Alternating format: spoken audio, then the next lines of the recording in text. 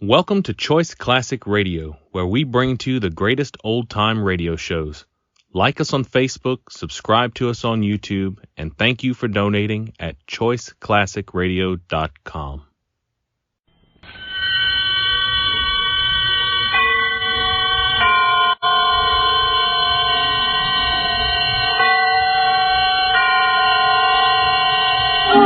Suspense.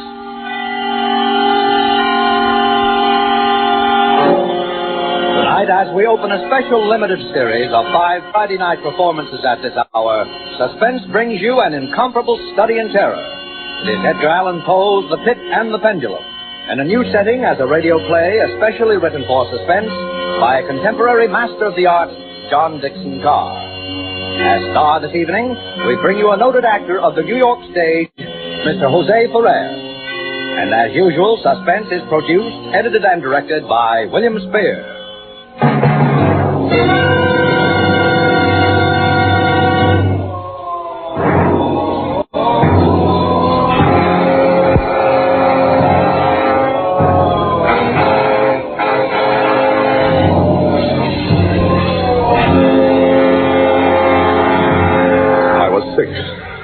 Sick unto death with that long agony. And when at length they unbound me and I was permitted to sit, I felt my senses were leaving me. The sound of the inquisitorial voices seemed merged into one dreamy, indeterminate hum.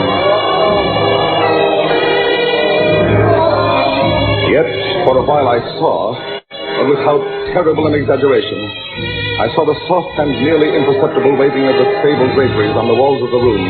I saw the flames of the 7 tall candles which burned on the table. I saw the lips of the black-robed judges, and these lips appeared to me white as paper, white as horror. I saw them writhe with a deadly locution. I saw them fashion the syllables of my name.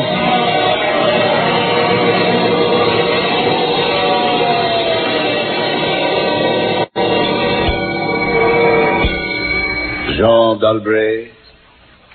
Captain Jean d'Albret. Good fathers, gentlemen. We hear you, my son.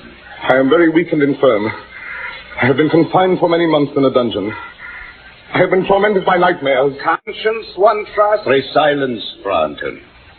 Even now I have no knowledge of where I am or to whom I may be speaking. You're speaking to me, my son. I am Fra Pedro de Spidia, Friar of the Dominicans of Segovia, and Grand Inquisitor for all Spain. Is this the court of the Inquisition? It is. Then God help me. He will help you, my son, if you trust him. But I am a French officer. That is true. A soldier and creature of the arch-fiend Napoleon Bonaparte. But a French officer nonetheless. A prisoner of war. By what right do you try me in this court? Let the clerk read the charges against this prisoner. Pray silence while the clerk reads the charges. The charges against the prisoner are as follows. Imprimis, that he is one Jean d'Albret, a captain of artillery in the army of Bonaparte, so-called Emperor of the French. This means nothing. As the prisoner says, it is no crime. Proceed. Item, that on the 4th day of September, in the year of our Lord, 1808, the said Jean d'Albret did wed, espouse, and marry that most noble lady, the Donna Beatrice Valdez, niece and ward of the illustrious... One moment. Your Excellency spoke. Fra Antonio, was any cheat employed to trap this girl into marriage against her will? No, we have no actual evidence of any cheat. Was the girl of age? I believe so. Then wherefore is the prisoner here? This marriage was a deplorable thing, if you like. Bonaparte himself is almost at the gates of Madrid. His General Lasalle menaces our city of Toledo itself, but lawful marriage, however regrettable, is no sin or crime. There are other matters in the indictment, I think. Then continue, but give us nothing that is not material. Item, that on the 12th of October, 1808, the said Jean d'Albret, being in command of a 5-gun battery of light artillery, did direct the fire of his guns against the Holy Church of St. Martha the Innocent, and thereby of his wicked malice destroyed that church utterly. Captain d'Albret, is this charge true? Yes. You admit it. Good father, hear what I have to say. If you recall, the church blew up. Would you boast of your sin, young man? It blew up because it was stored with kegs of gunpowder for your army. I had every right to fire on it. And that is all the defense you have to make. I tell you, I had every right to fire on it. By military law... Is military law above God's law? I don't know. I did my duty. Long live the Emperor. Captain Galbraith, hear the sentence of this court. Must I stand up to hear it?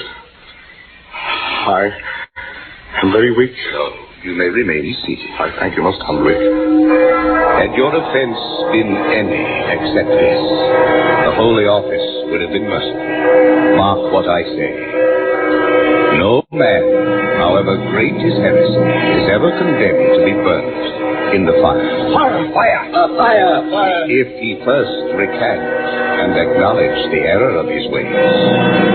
But for you, Jean d'Albret, there can be no mercy, no pity, no atonement. The only sentence of this court can be death. The secular government arm to which we must release you has devised two ways of punishment in cases such as yours. You hear the tolling of bells? I hear them. It is the procession of the condemned going to the altar of the day. Soon the yellow light of the flames will stream through the windows and flicker on floor and ceiling. Nunc et in hora mortis intuis manibus, Domine. Most of those condemned, out of mercy, will be strangled before they are burned. It cannot be so with you, Jean d'Albret. You must die in one of two ways. Either with the direst of physical agony. A slow fire of green wood. Ice bandages about the head and heart so that the fire does not approach too quickly. Be silent, Fra Antonio. I cry your pardon, Grand Inquisitor. Or else, Jean d'Albret, you must die in a certain other way. I'm done with this. Pass your sentence and let me go. The law does not permit me to tell you now what this other way is. It must approach you slowly and force itself into your mind. It must stalk you like a tiger. It must bring you face to face at last with the King of Terrors. The sentence of this court.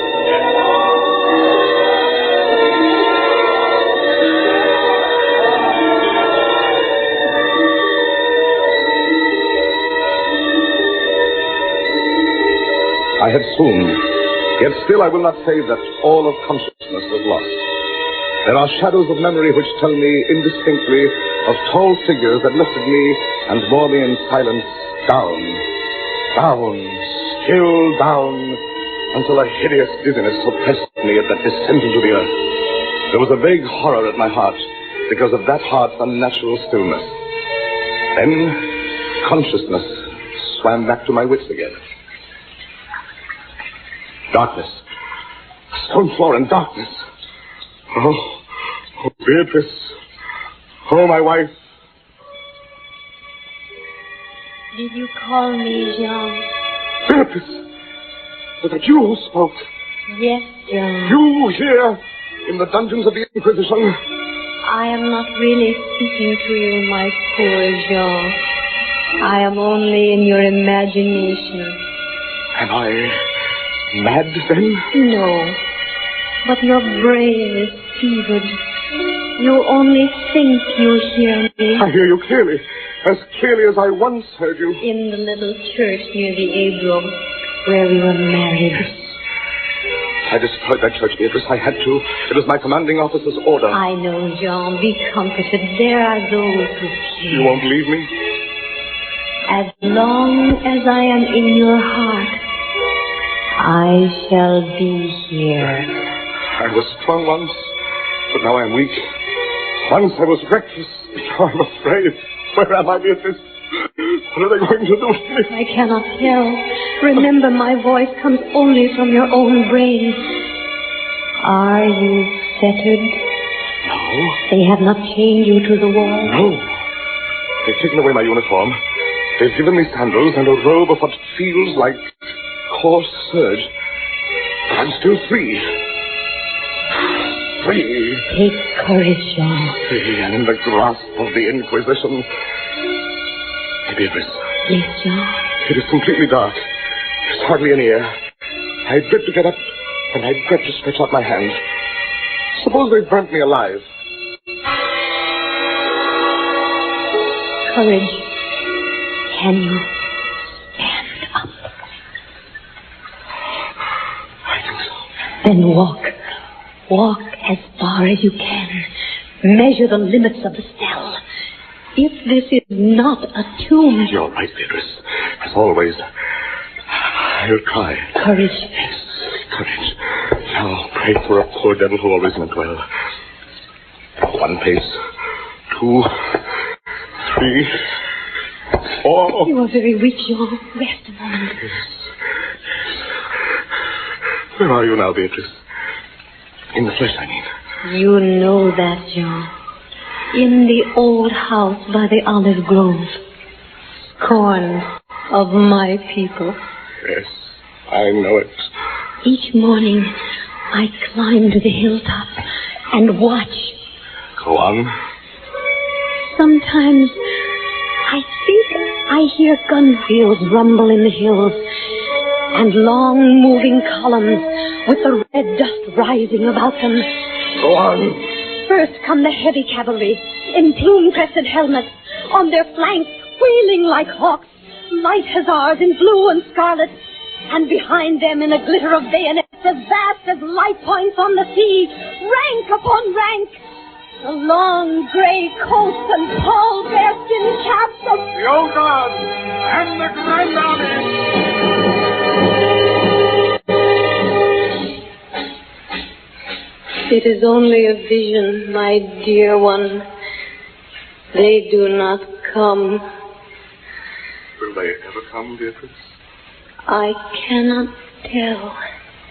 Then I must face what has been prepared for me. Beatrice. Yes, Jean. I tried to walk. I took some steps. 4 steps, yes. In which direction? I can't remember. Are you facing the same way? I don't know. Perhaps. Then walk again. Try. Keep your hand in front of you. This robe impedes me, and the floor is precious with slime. I'll try.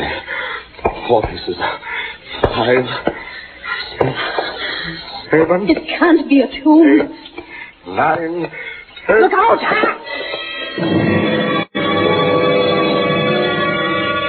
I'm all right. I fell. The rope tripped me. But What is it? my hand is in front of me, lower than my face.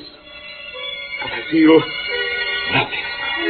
Nothing, Jean. It's a pit, a circular pit, and I fell on the very edge of it. It would have made you walk into it. There's a loose fragment of rock just inside the edge. If I can dislodge it. Listen.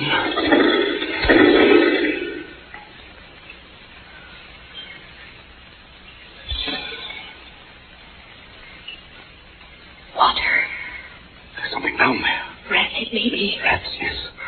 But something else. I heard it move. So do I. Accident saved me. They would have had me plunged there symbolically like the descent of the soul to keep company with something else. And quick death forms no part of their plan. What is in the pit, Jean? I can't say.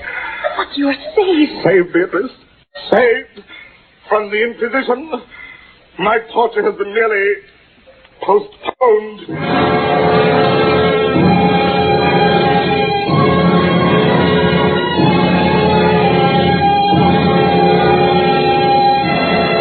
Deep sleep fell upon me. A sleep like that of death.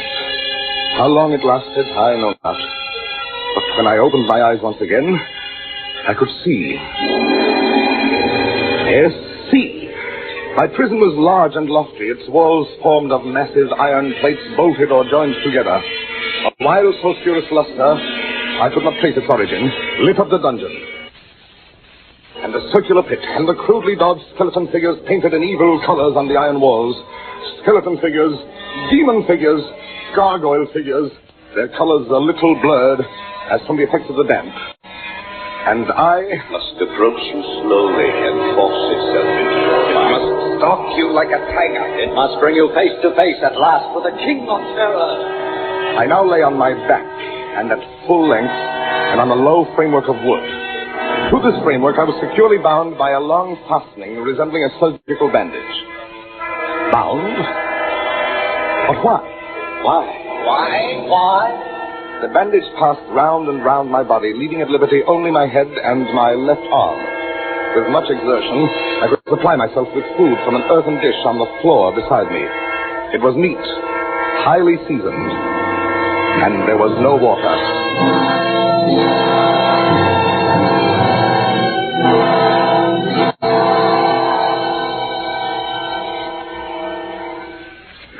Beatrice, where are you? I am here, Jean, as always. Your voice sounds stronger. Does it, Jean? And I can see you now. I can see you as clearly as I saw you months ago. Oh, I wish it were true. Your bonnet and the parasol you carried in summer, and the high-waisted blue dress. You are weaker, my dear, and more fevered. Have I been asleep? Yes, Jean. They must have been here while I slept. They have bound me. Why? Stop those voices! Stop them! Mine too, Jean. I am not here either, you know. Don't drive me away. Beatrice, look! Where? At the ceiling of this room, 30, 40 feet up. What do you see? Painted on the ceiling. A figure of Father Time. Anything else? But Father Time carries no sign. He carries instead what looks like a gigantic pendulum from an ancient clock. About one thing I swear I'm in my right senses. I saw that pendulum move. A painting cannot move. Yes, that's what the pendulum did. It swung a little, back and forth, just like a real pendulum. Try not to trouble your brain. Father Time is not like those other paintings daubed on the walls, the imps and devils and skeletons. That pendulum is real. Beatrice, take care. Take care of what? You are not looking at the pendulum now. Take care of the rats. The rats from the pit. I see They're them. swarming out in dozens. You can see their glitter. One of them ran across the hem of your dress. Did it, Jean? What do they want? They have caught the scent of the meat in the dish beside you. Look at it. Go away, you Throw your hand above the plate, Jean. Move. Beatrice, where are you going? I can hardly hear you. You are sending me away. I'm sending you away. My poor loved one. You can't bear to see the rats running about my feet, can you? Even when you know I'm not here. Beatrice! It is true, Jean. You are sending me. Yes, it's true. Go! In a cell swarming with vermin, there are others I had rather see here. I had rather see...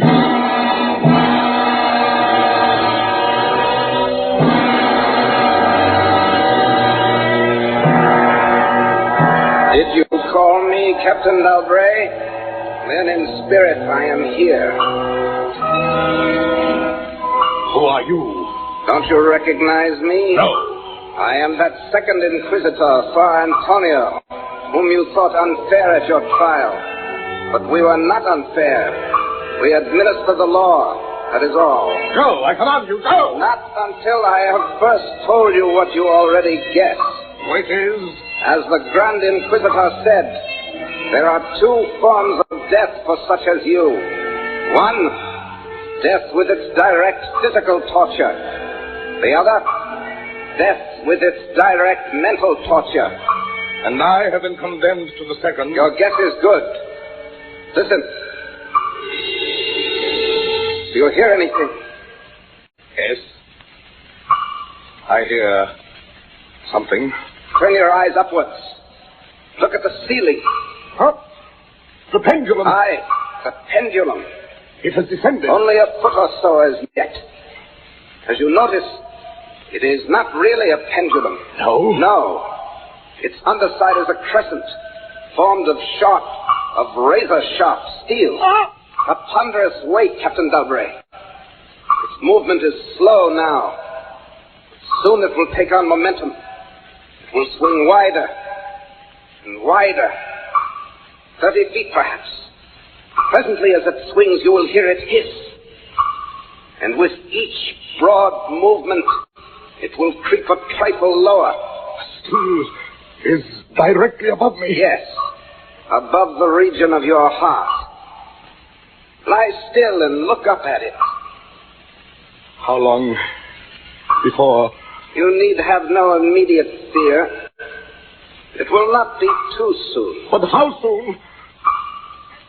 In the name of pity, give me some answer. Hours.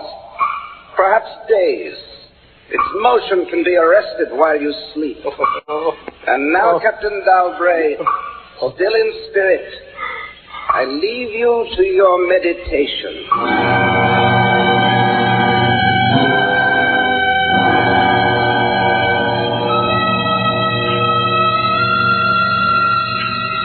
Minutes, hours, days.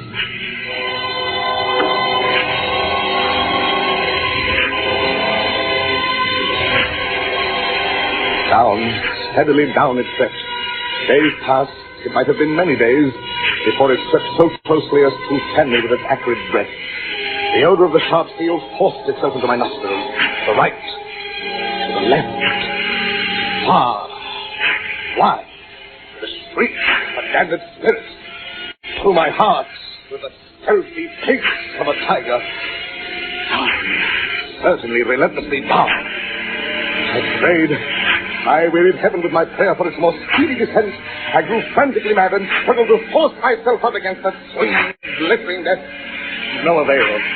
Down, still unceasingly down, still inevitably down. The sharp steel flashed past within 3 inches of my chest. And then, only then...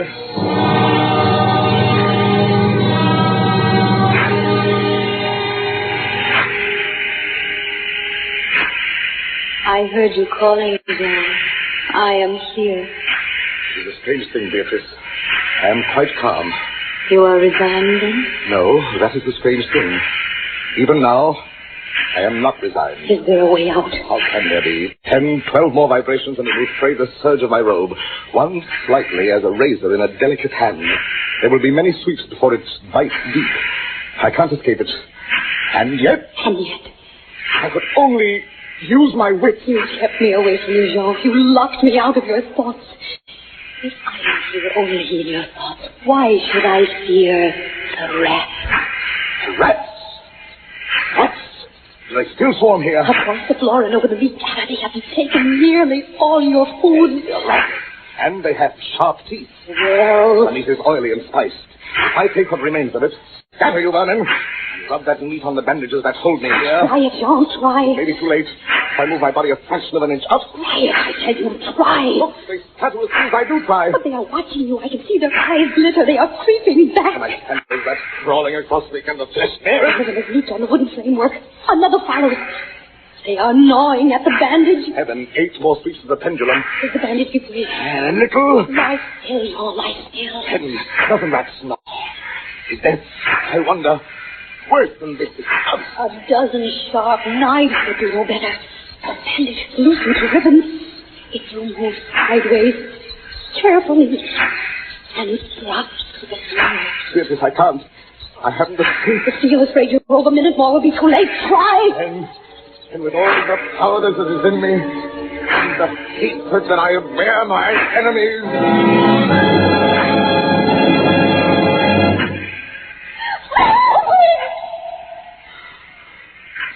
Time.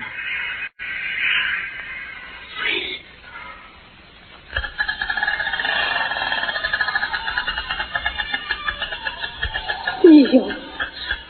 The pendulum stuff. They are drawing it back up through the roof. Each move I make is watched. You never doubted that. No. Yet with all they could do to you, they have failed twice. They will not fail a third time, my dear. There must be no more dallying with the king of terrors. What else can they? I can't say. See how the rats gnaw and silence the bandit. To what food, I wonder, have they been accustomed in the pit? But you escaped the pit. I escaped it once. Listen. What do you hear? Groaning, a grinding as of metal. It's only the cogwheels of the pendulum knife. I think not, Beatrice. Why not? It seemed to come from behind these iron-plated walls. It seemed to shake the dungeon as a millwheel might shake it. Stand up, my Jean. Get up off your knees. I can't, Beatrice. I can't endure any more. The paintings on the wall of this dungeon. The skeletons and the imps and devils. They seem different. They are different. The colors sharpen, grow bright. The demon's eyes glare. The skeleton hands outstretched. Don't you catch even yet the odor of heated iron? Heated iron. You've been much humbled, but I won't have you seen in tears. I order you to go. No, in the name of heaven. Yes, in the name of heaven. Go!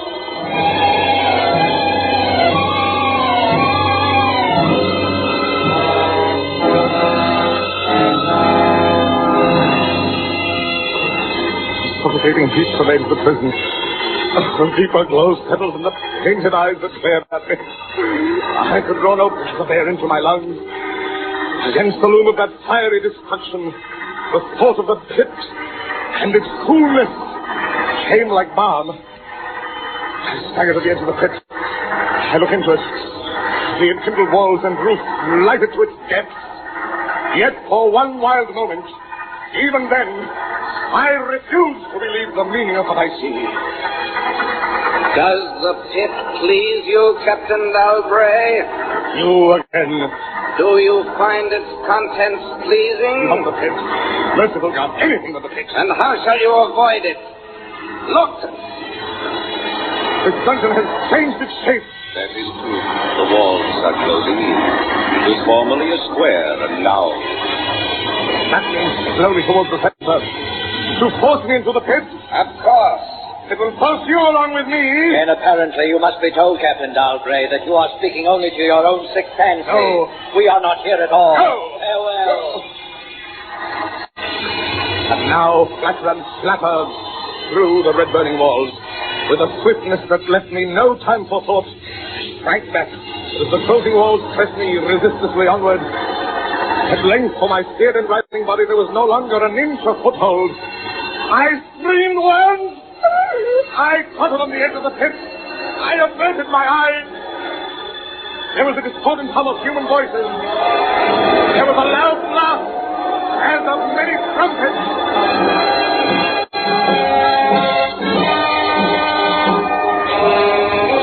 The fiery walls rushed back. An outstretched arm caught my own as I fell changing into the abyss. It was the arm of General LaSalle. The French army had entered Toledo. The Inquisition was in the hands of its enemies.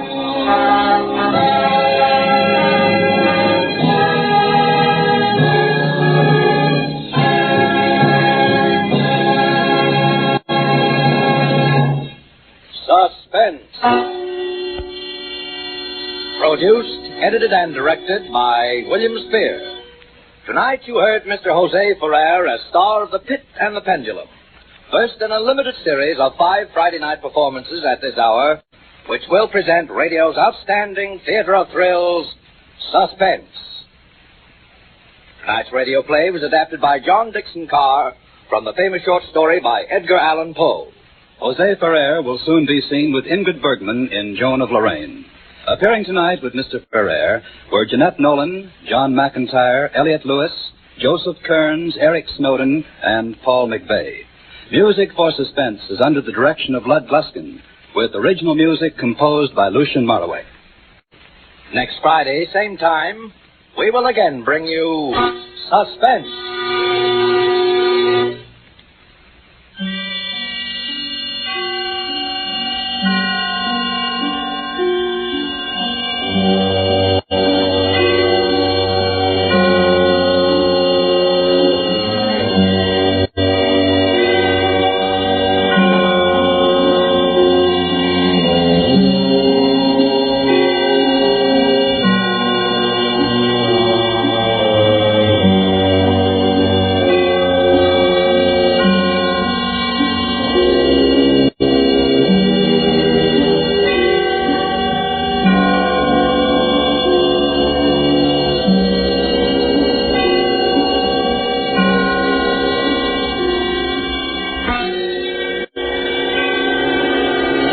This is CBS, the Columbia Broadcasting System.